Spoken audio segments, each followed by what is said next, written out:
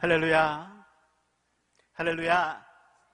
하나님의 사랑과 은혜가 이 시간에도 풍성하기를 축복합니다.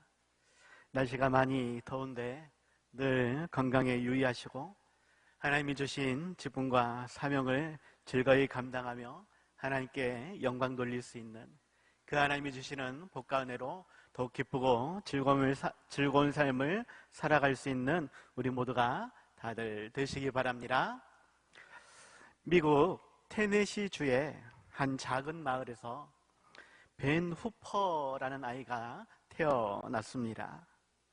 이 벤 후퍼는 아주 작은 체구였고 아버지가 누구인지 모르는 보통 사생아라고 이야기하죠. 그러한 사생아로 태어난 아이입니다. 마을 사람들은 자기 자녀들이 이 벤 후퍼와 어울려 노는 것을 원치 않았다라고 이야기하고 아이들도 이러한 벤 후퍼를 놀리며 멸시했다라고 이야기합니다. 그런데 이 벤 후퍼가 12살이 되었던 때에 마을 교회에 젊으신 목사님이 새로 부임을 하셨는데 이 목사님이 가는 곳마다 분위기가 밝아지고 사람들이 격려를 받는다라는 소문을 듣게 되어지죠. 그래서 벤 후퍼도 자신도 꼭 한번 교회에 가보고 싶다라는 생각을 갖게 되었다라고 합니다.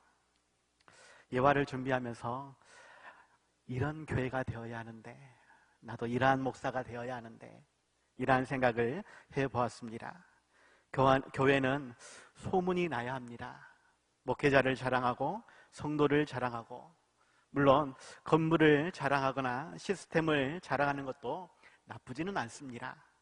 하지만 사랑과 은혜가 넘치는 교회를 자랑하는 우리가 되었으면 좋겠다. 나 또한 그러한 목회자가 되었으면 좋겠다 싶습니다. 함께 기도하고 함께 노력함으로 이러한 교회를 세워갈 수 있길 바랍니다. 아무튼 벤 후퍼는 그러한 목사님의 소문을 듣고서 나도 한번 교회를 가봐야지라고 용기를 내어서 어느 날 교회를 가게 되어졌죠. 하지만 사람들을 의식해서 매번 맨 늦게 들어갔다가 예배가 끝날 때쯤 맨 먼저 슬그머니 빠져나오곤 했다라고 말을 합니다. 그러다가 어느 날 목사님의 설교에 감명을 받고서 기도하다가 도망가야 될 시간을 놓쳐버렸다라고 이야기합니다. 그래서 어쩔 수 없이 사람들 틈에 끼어서 교회 정문을 나아가게 되었는데 그때 목사님을 만나게 되고 어쩔 수 없이 인사를 하게 되었다라고 이야기하죠. 그런데 이 눈치 없는 목사님이 이 12살 된 어린 소년 벤 후퍼를 보면서 이렇게 이야기합니다. 너가 누구 아들이었더라? 그런데 이 말을 듣고는 주위 사람들이 깜짝 놀라죠. 왜? 앞에서 말씀을 드렸습니다. 이 아이는 사생아였기 때문에 부모가 누군지를 모르는 아이였는데 이 눈치 없는 목사님이 너가 누구 아들이었대? 라고 말을 했다라는 것이죠. 하지만 이내 이 목사님도 자신이 실수했다라는 것을 깨닫게 되어졌는데 그래도 목사님은 당황하지 않고 다시 한번 화난 얼굴로 벤 후퍼에게 이렇게 말을 했다고 합니다. 그래, 너가 말하지 않더라도 나는 네가 누구 아들인지 알겠다. 너는 내 아버지를 닮았기 때문에 금방 알 수가 있어. 그러면서 하는 말이 너는 하나님의 아들이야. 너는 하나님의 아들이기 때문에 훌륭한 사람이 되어야 한다. 이렇게 말을 해줬다라는 것입니다. 이 벤 후퍼는 이 말을 듣고 나서 그의 인생을 바꾸게 되었다라는 것이죠. 열심히 공부를 하고 자신의 삶을 긍정적으로 개척하게 되었다라고 이야기합니다. 세월이 흘러서 1893년도에 이 벤 후퍼는 테네시 주의 하원 의원이 됩니다. 그리고 1911년도에는 테네시주의 주지사가 되어지죠. 주지사가 되어지는 그 첫날 취임식 때 그는 다음과 같이 말을 했다고 합니다. 내가 12살 때에 만난 그 목사님에게서 내가 하나님의 아들이다 라는 말을 들었을 때에, 그때에 바로 테네시주의 주지사가 태어난 날입니다 라고 말을 했다라는 것이에요. 그 전까지는 말 그대로 사람들의 놀림을 당하는, 눈치를 보며 피하는 그러한 삶이었지만, 이 목사님을 만나고 내 아버지가 누구인지, 다시 말해서 내가 하나님의 아들이다 라는 것을 깨닫고 난 이후에 그는 하나님의 아들처럼 살게 되어졌다라고 말을 하는 것입니다. 예화를 통해서 말씀을 드리고자 하는 것은, 우리에게 분명 육신의 아버지가 있습니다. 하지만 그 외에도 하늘에 계신 우리 아버지가 계신다라고 하는 것, 우리는 그 하나님의 자녀들, 아들, 딸이라는 것을 기억하시기 바랍니다.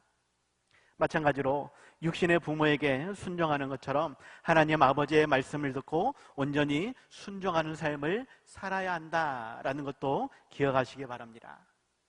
특별히 하나님의 아들 되신 예수님의 모범을 닮아 우리도 예수님처럼 살아가야 한다라는 것이죠.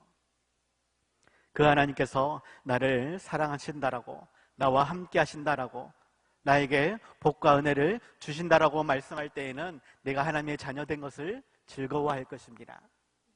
그런데 그 하나님께서 나에게 고난을 주시고 시험을 주시고 힘겨운 사명을 주시고 무거운 십자가를 주실 때에 그때도 나는 즐거워하며 순종하는가, 이것을 살펴봐야 한다라는 것이죠. 우리가 하나님의 자녀라고 한다면 하나님의 아들 대신 예수님의 모범을 닮아서 우리 또한 온전히 우리에게 주신 십자가를 지고 그 하나님을 땅끝까지 전파할 수 있는, 사랑과 은혜를 흘려보낼 수 있는, 그래서 하나님의 아들 된 삶을 살아갈 수 있는 우리가 되어야 하겠다라는 것입니다. 오늘 함께 나누고자 하는 것은 소요리문답 제22번의 질문입니다. 제22문, 그리스도께서 하나님의 아들로서 어떻게 사람이 되셨는가? 라고 질문합니다. 그리스도께서, 하나님의 아들 되신 예수님께서 어떻게 사람이 되셨는가? 하나님의 아들 그리스도께서 사람이 되신 것은 참 몸과 지각 있는 영혼을 취하사 성령의 권능으로 동정녀 마리아에게 잉태되어 탄생하셨으나 죄는 없으시니라 라고 답을 하고 있습니다. 말씀을 통해서 하나님의 아들 예수 그리스도께서 어떻게 사람이 되셨는지, 신성과 인성을 모두 갖추신 그 예수님을 우리는 믿고 온전히 따를 수 있는 그러한 삶이 되어야 하겠다라는 것입니다. 말씀 안에서 사람 되신 예수님을, 하지만 여전히 하나님의 아들로서 우리에게 구원을 주시는 은혜를 깨달을 수 있는 귀한 시간이 다들 될 수 있길 바랍니다. 첫 번째입니다. 사람으로 태어나신 예수님은 지극히 높으신 하나님의 아들 되심을 기억하시기 바랍니다. 분명 사람으로 태어나셨지만 그 예수님은 지극히 높으신 하나님의 아들이 되신다. 그 하나님의 아들 되심을 우리가 고백할 수 있어야 한다라는 것이죠.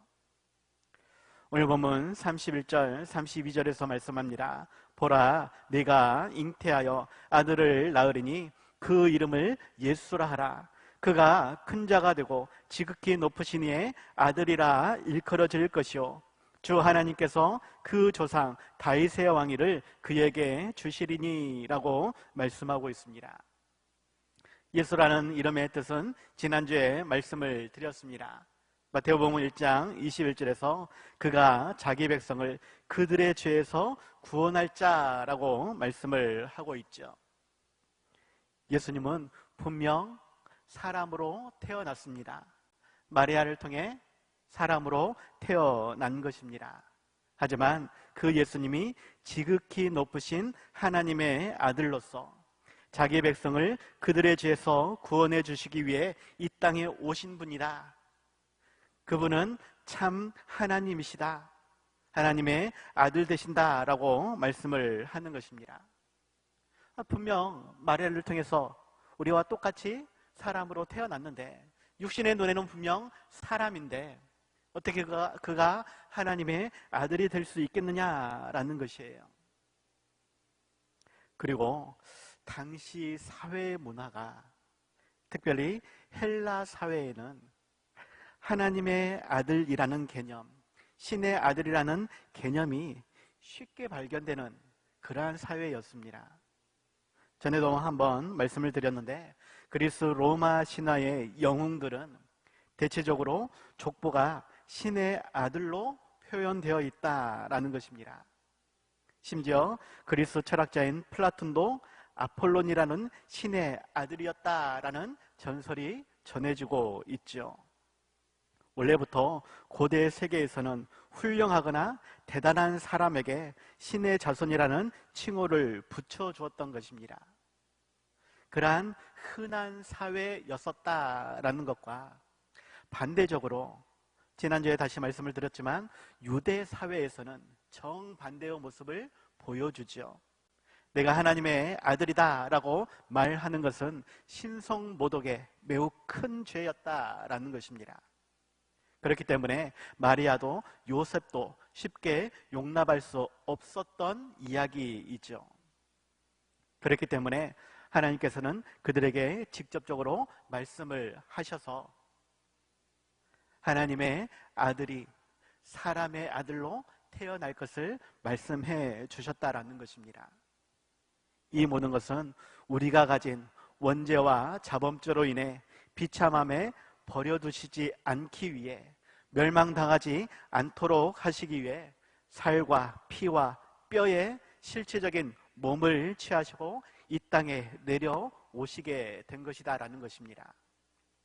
다시 예수님이 이 땅에 사람의 몸으로 오셔야만 하는 이유, 헬라 사회에서는 그냥 사람인데 사람들이 특별하니까 신의 아들이다 라고 말하는 것이고, 유대사에서는 아무리 그렇게 뛰어나다 할지라도 결코 신의 아들이다라고, 하나님의 아들이라고 말할 수 없는 그러한 사회. 그럼에도 불구하고 하나님께서는 하나뿐인 아들을 우리가 가진 원죄와 자범죄로 인해서 비참한 처지에 놓이게 되었었는데 그것을 원치 않으셔서 멸망당하지 않도록 하시기 위해서 우리의 사랑과 똑같이 살과 피와 뼈의 실체적인 몸을 취하시도록, 그렇게 이 땅에 태어나시도록 만드셨다라는 것입니다. 지금 시대에도 인간의 이성과 지성으로는 예수님께서 하나님의 아들 되심을 믿기는 어렵습니다. 하지만 그렇기 때문에 또한 우리에게 말씀하시는 것이 요한복음 3장 36절에서 하나님의 아들을 믿는 자에게는 영생이 있고 아들에게 순종하지 아니하는 자는 영생을 보지 못하고 도리어 하나님의 진노가 그 위에 머물러 있느니라 라고 말씀합니다. 하나님의 아들 예수 그리스도께서 온전히 참된 육체와 이성을 가지고 이 땅에 태어나셨는데 믿는 자에게는 구원을, 믿지 않는 자에게는 진노를 하나님께서 말씀하셨다라는 것입니다. 그 예수님의 오심을 우리는 어떻게 믿고 있느냐, 어떻게 따르고 있느냐, 인간적인 세상적인 관점으로 바라보느냐, 아니면 하나님의 말씀인 성경으로 바라보고 있느냐.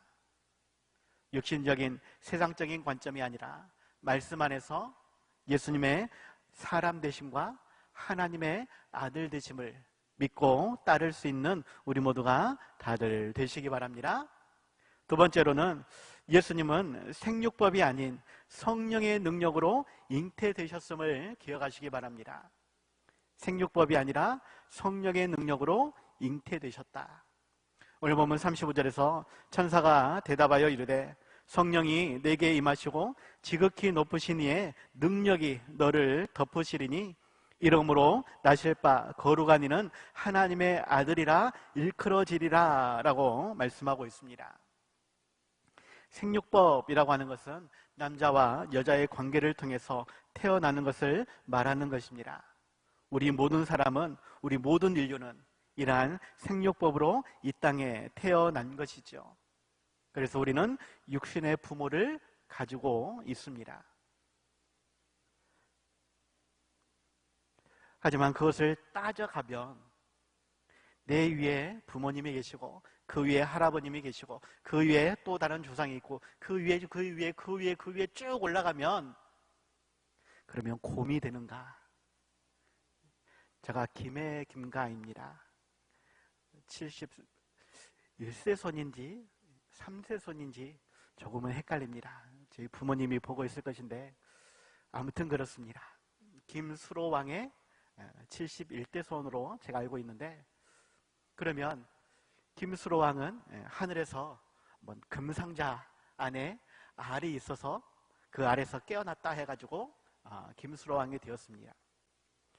그러면 하늘에서 내려왔다라는 것인데 그 하늘은 도대체 어디에 있는 것인지 세상 사람들은 거기까지는 생각하지 않습니다. 그런데 성경에서 말하는 하늘은 어디 있는지 우리에게 따져 묻죠. 자기들의 조상에 대해서는 구체적으로 생각하지 않습니다. 그냥 그렇게 되었고 우리는 그렇게 자녀들이 되었다라고 이야기합니다. 단군 신화에서는 말 그대로 곰의 자식이다라고 이야기를 하는 것이죠. 이게 과학적이냐 비과학적이냐 따지지 않습니다. 그런데 굳이 성경에서는 이게 어떻게 과학적으로 될 수 있느냐라고 따지죠. 말씀을 드립니다. 과학으로는 안 되는 것입니다. 그들이 과학으로 안 되기 때문에 이것은 가짜다라고 말하지만 과학을 만드신 하나님은 행하실 수 있습니다. 천지 만물을 창조하신, 말씀으로 창조하신 그 하나님께서는 이 모든 일들을 이루실 수 있다라는 것입니다. 그 하나님의 일하심을 우리의 이성적인 사고나 과학적인 것으로 해석하려는 생각은 버리는 게 더 합당한 것입니다.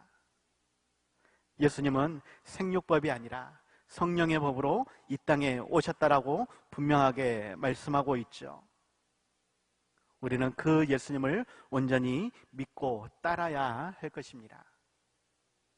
그런데 이단들 중에서는 이것을 세상적인, 이성적인 사고로 해석을 하고 말 그대로 이성적으로 어느 정도 믿을만 하기 때문에 거기에 쉽게 빠져드는 그러한 사람들이 많다라는 것입니다. 그들도 성경의 말씀을 가지고 이야기합니다.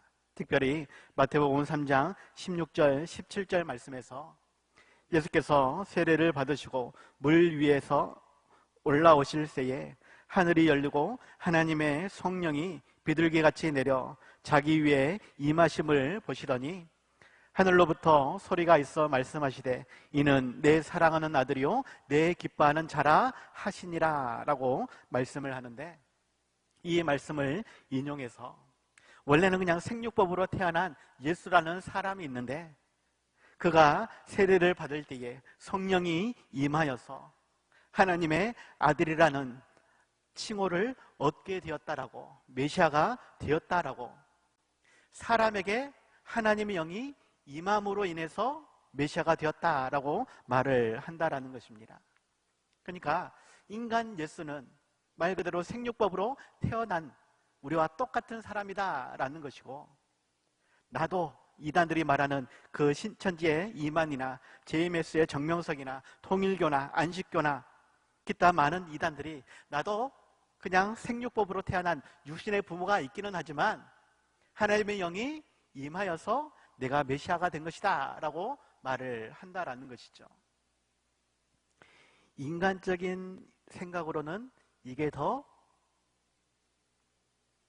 쉽게 다가올 수 있는, 이해될 수 있는 그러한 말이다라는 것입니다.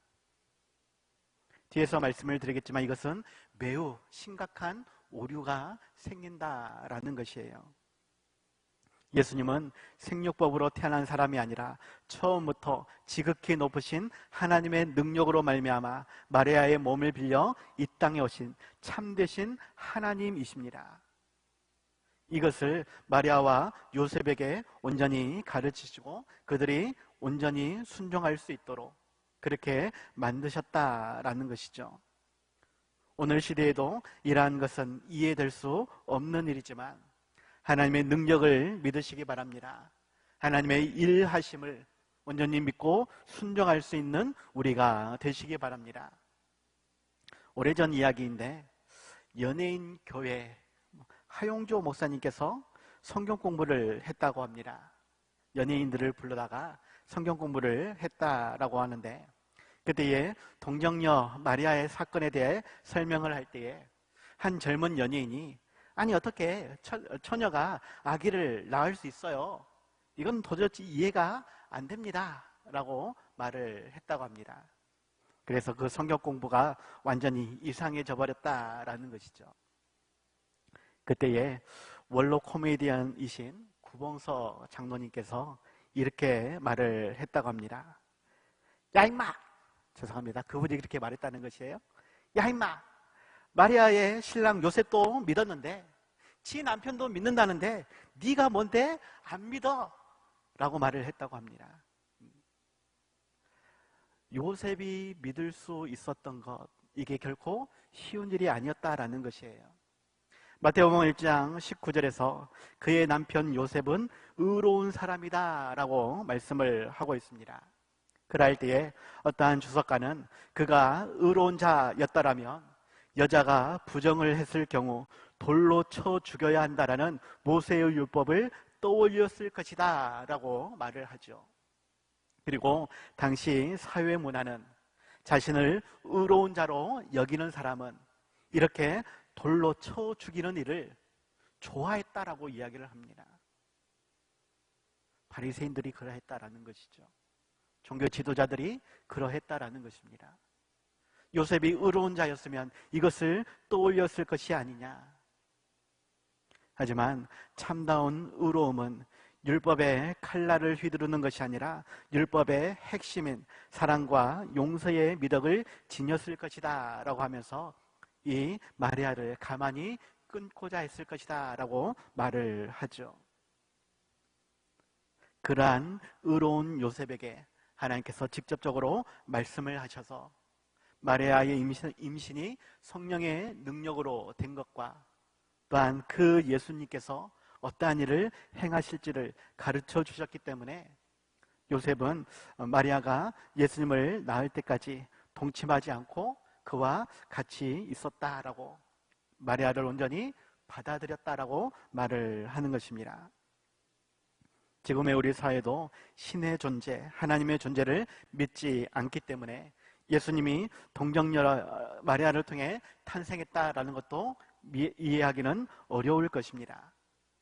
하지만 예수님은 아담으로부터 시작된 원죄와 자범죄의 문제를 벗어나 흠이 없는 온전한 제물이 되시기 위해 생육법이 아닌 성령의 법으로 탄생하셨음을 기억하시기 바랍니다. 이단들이 말하는 나는 생육법으로 태어났지만 하나님의 영이 임하여서 메시아가 되었다라고 말할 때에 심각한 오류가 무엇이냐? 생육법으로 태어났으면 그도 원죄와 자범죄를 가진 존재일 수밖에 없다라는 것입니다. 그러한 자는 흠 없는 온전한 제물이 될 수 없다라는 것이에요. 레위기 22장 20절 말씀, 흠 있는 것은 무엇이나 너희가 드리지 말 것은 그것이 기쁘게 받으심이 되지 못할 것임이니라 라고 말씀합니다. 예수님께서 생육법으로 태어나셨다라면 흠 있는 자가 되었기 때문에 그는 우리를 위한 죄물이 될 수 없다라는 것입니다. 하나님이 받으실 수 없다라는 것입니다. 하지만 성령의 법으로 태어나셨기 때문에 죄 없으신 예수님이 우리를 대신해 십자가에 달려 죽으실 수 있었으며 우리의 모든 죄를 용서함 받을 수 있었다라는 것입니다. 그 예수님을 온전히 믿고 감사할 수 있는 찬송으로 영광 돌릴 수 있는 우리 모두가 다들 되시기 바랍니다. 결론입니다. 사람으로 태어나신 예수님은 영원한 하나님의 나라를 다스릴 왕이 되심을 기억하시기 바랍니다. 오늘 보면 32절 하반절에서 33절로 말씀합니다. 주 하나님께서 그 조상 다윗의 왕위를 그에게 주시리니 영원히 야곱의 집을 왕으로 다스리실 것이며 그 나라가 무궁하리라 라고 말씀하고 있죠. 바리새인들은 예수님을 보면서도 하나님의 아들 되심을 인정하지 못했습니다. 그래서 예수님은 그들에게 한 가지 질문을 하죠. 마태복음 22장 42절에서 너희는 그리스도에 대하여 어떻게 생각하느냐? 누구의 자손이냐라고 질문을 합니다. 이때에 사람들은 그리스도가 다윗의 자손에서 올 것이다 라고 말을 하죠. 그렇게 말하는 이유는 사무엘하 7장 12절 13절에서 내 수완이 차서 내 조상들과 함께 놓을 때에 내가 내 몸에서 날 내 씨를 내 뒤에 세워 그의 나라를 견고하게 하리라. 그는 내 이름을 위하여 집을 건축할 것이요 나는 그의 나라 왕위를 영원히 견고하게 하리라 라고 말씀하시는 이 구절 때문에 그리스도는 다윗의 자손에서 올 것이다 라고 모든 사람들이 그렇게 믿고 그 메시아를, 그 구원자를 기다리고 있었다라는 것입니다.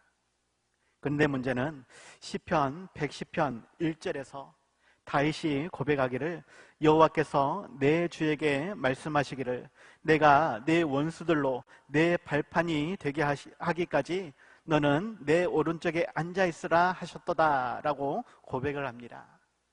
다윗이 그리스도에 대해 내 주께서 내 주에게 라고 표현을 하고 있다라는 것입니다. 다윗의 자손으로 올 것인데 다윗은 그리스도를 내 주라고 고백을 하고 있다라는 것이에요. 그래서 바리새인들에게 예수님이 다시 질문하는 것입니다. 다윗이 그리스도를 주라 칭하였은즉 어찌 그의 자손이 되겠느냐라고 말씀을 하시죠.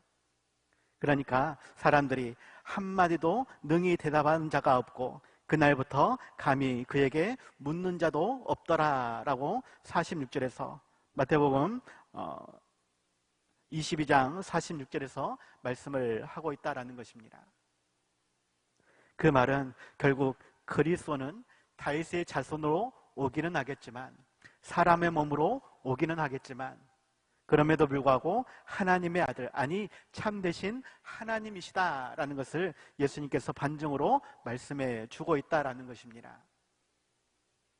주 대신 예수님께서 그 나라, 하늘나라 천국을 세우시고 그 나라를 견고하게 하시며 왕위를 영원히 견고하게 하시고 영원히 다스리실 것이다 라고 말씀을 하고 있습니다. 그 나라 천국을 우리는 소망하는 삶이 되어야 하겠고 연약한 우리의 믿음을 더욱 강하게 하며 온전한 신앙의 삶을 살아갈 수 있기를 바랍니다. 하나님이 우리를 위해 사람의 몸으로 오셨습니다. 그분이 예수님이십니다. 하나님이신 그 예수님께서 우리와 함께 하시기 위해 특별히 이사야서 7장 14절에서 말씀하죠. 그러므로 주께서 친히 징조를 너희에게 주실 것이라. 보라, 처녀가 잉태하여 아들을 낳을 것이요 그의 이름을 임마누엘이라 하리라. 하나님이 우리와 함께 하신다라는 말씀입니다. 특별히 사람의 몸으로 이 땅에 오셔서 우리 인간이 겪는 모든 희노애락을 직접 경험하셨으며 그렇기 때문에 우리를 더 잘 아시는 하나님이십니다. 우리를 위해 기꺼이 화목제물이 되시고 죽기까지 순종하심으로 우리를 구원해 주셨습니다. 더 이상 우리가 죄와 비참한 처지에 굴복당하지 않도록 하나님의 자녀 영원한 천국 백성으로 살게 하시기 위해 그렇게 십자가를 지시고 죽으셨습니다. 그 하나님을, 그 예수님을 우리는 기억하며 더욱 감사와 찬송으로 영광 돌려야 하겠다라는 것이고 땅끝까지 전파할 수 있어야 하겠다라는 것입니다. 지금도 교회를 다니지만 그 예수님이 하나님의 아들 되신다라는 것, 우리의 죄를 대신해 죽으셨지만 3일 만에 다시 부활하셨다라는 사실을 인정하지 않은 사람들이 많습니다. 교회를 다니면서도 그저 좋은 말을 많이 했으니까 그 말씀 들으면 내 마음도 순화될 거야, 이 정도로 생각하며 교회를 다니는 사람, 또 일반적인 그러한 샤머즘에 얽매여서 그냥 열심히 내가 기도하고 열심히 봉사를 하면, 좋은 일 많이 하면, 헌금 많이 하면 나에게 좋은 일이 있을 거야, 복을 받을 거야, 그러한 생각으로 교회를 다니는 사람들이 많이 있더라 하는 것입니다. 하지만 기억하시기 바랍니다. 예수님은 우리를 위해 이 땅에 오신 하나님의 아들이십니다.